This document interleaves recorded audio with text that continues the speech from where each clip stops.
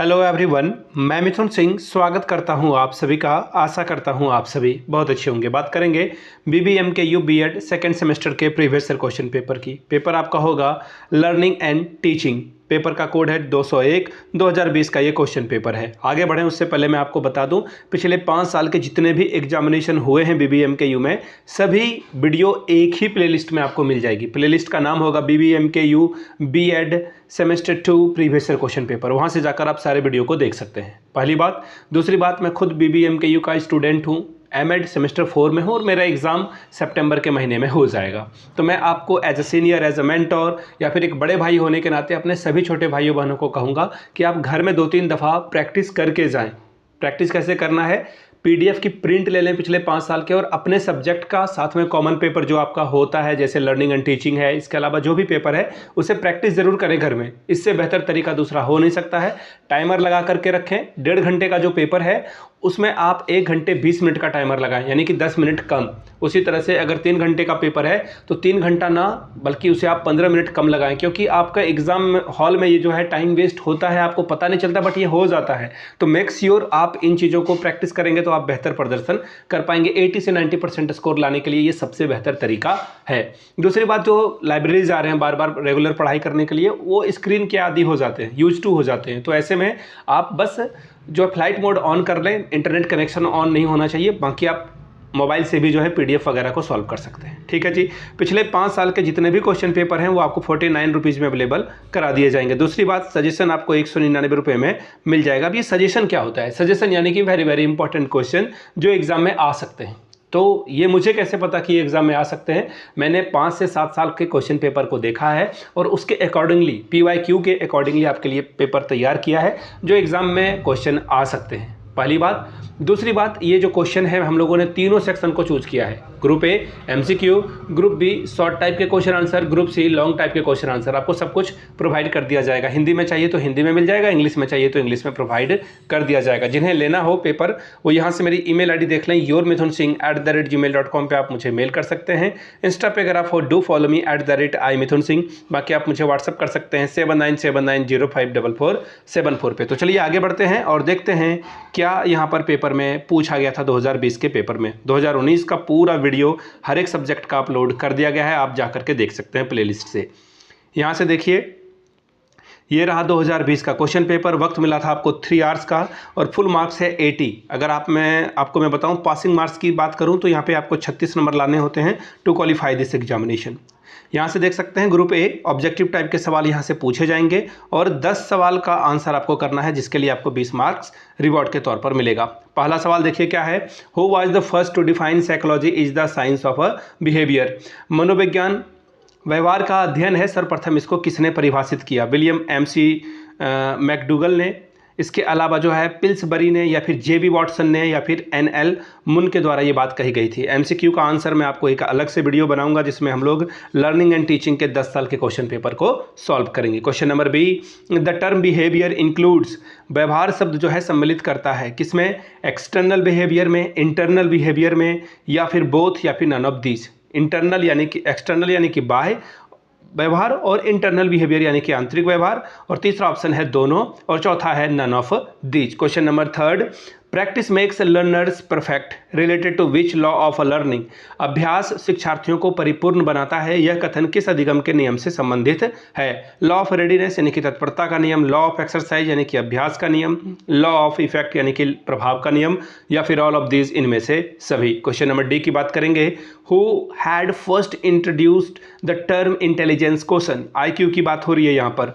बुद्धि लब्धि शब्दावली का प्रयोग सर्वप्रथम किसने किया? बिने ने, विलियम स्ट्रीम ने, स्टर्न ने, या फिर टर्मन ने, या फिर गार्डनर के द्वारा ये बात कही गई थी। Question number E, how many cards were used in Rorschach ink blot test. ये क्लास 11th के जो है साइकोलॉजी वाले बुक में आपको देखने को मिल जाएगा, NCERT के बुक को, वहाँ से जाकर के आप इसे पढ़ सकते हैं। रोजार्क स्याही धब्बा परीक्षण में कितने कार्ड का उपयोग किया गया? 8, 9, या फिर 6, या फिर 10। क्वेश्चन नंबर F, क्या बोला गया है? Simulated rating method is an assessment technique of. योग निर्धारण विधि एक आकलन तकनीक है किसका? पर्सनालिटी का, एटीट्यूड का, इंटरेस्ट का, या फिर इंटेलिजेंस का। पहला ऑप्शन है व्यक्तित्व, दूसरा है मनोवृत्ति, तीसरा है रुचि, चौथा है बुद्धि। Question number G, teaching is an intimate contact between a more mature personality and a less mature one, which is designed to further to the education of the learner. This definition is given by, यानी कि शिक्षण वह प्रक्रिया है जिसमें अधिक विकसित यानी कि परिपक्व व्यक्तित्व कम विकसित व्यक्तित्व के संपर्क में आता है और कम विकसित व्यक्तित्व की भावी शिक्षा के लिए विकसित व्यक्तित्व प्राप्त करने के लिए व्यवस्था करता है। यह परिभाषा जो है किसके द्वारा दी गई? स्मिथ के द्वारा, बर्डन के द्वारा, मॉरिसन के द्वारा या फिर ग्रीन के द्वारा ये दी गई है। Question number H, in teaching learning process the teacher is, शिक्षण अधिगम प्रक्रिया में शिक्षक क्या है? इंडिपेंडेंट वेरिएबल है यानी कि स्वतंत्र चर है, डिपेंडेंट वेरिएबल यानी कि आश्रित चर है, तीसरा है इंटरवेनिंग वेरिएबल यानी कि हस्तक्षेप करने वाला चर, या फिर ऑल ऑफ दीज यानी कि इनमें से सभी। Question number I, constructivism emphasise on, यानी कि रचनात्मकता सिद्धांत जो है बल देता है किस पे? प्रीवियस नॉलेज पे, पूर्व ज्ञान।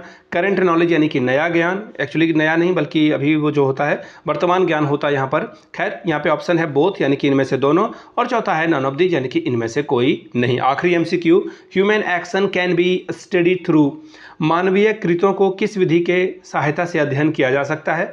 पेयर्ड कंपैरिजन मेथड यानी कि युग्म तुलना विधि, पहला ऑप्शन।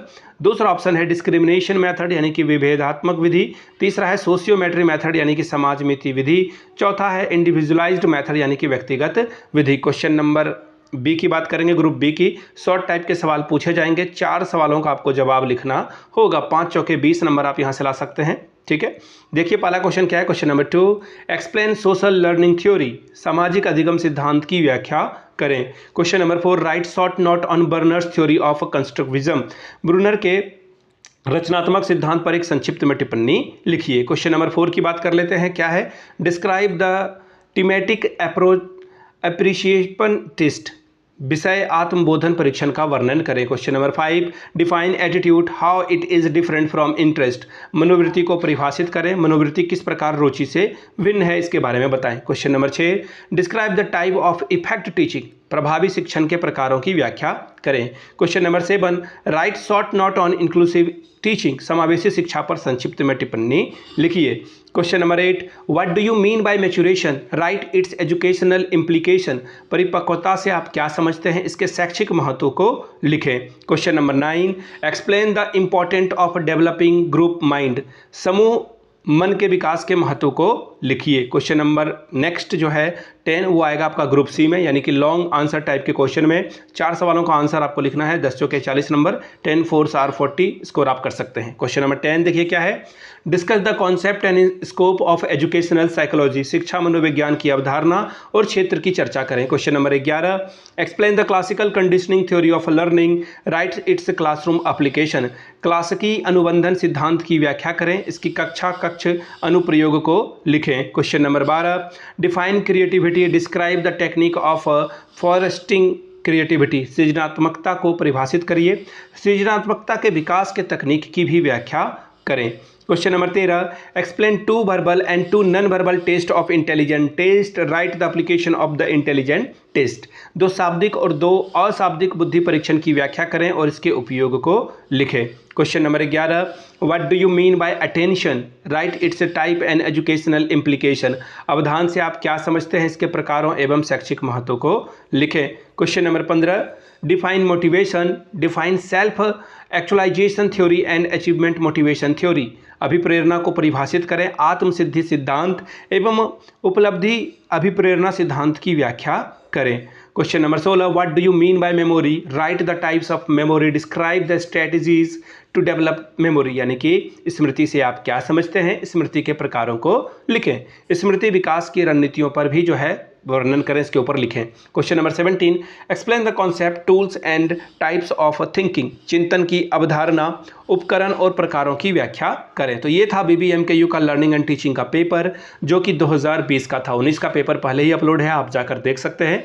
दूसरी बात, पिछले 5 साल के क्वेश्चन पेपर की PDF आपको 49 में अवेलेबल करा दी जाएगी। साथ ही 199 रुपये में सजेशन मिल जाएगा, जिसमें PYQ फ्री ऑफ कॉस्ट आपको दे दिया जाएगा, ताकि आप अच्छे से तैयारी कर सकें। जिनको भी सजेशन चाहिए होगा, यहाँ से मेरी email ID देख लें, yourmithunsingh@gmail.com पे आप मुझे मेल कर सकते हैं। इंस्टा पे अगर आप डू फॉलो मी @imithunsingh, बाकी आप मुझे व्हाट्सअप कर सकते हैं 7979054474 पे। वीडियो को यहाँ तक देखने के लिए आप सभी का बहुत बहुत शुक्रिया। Have a good day.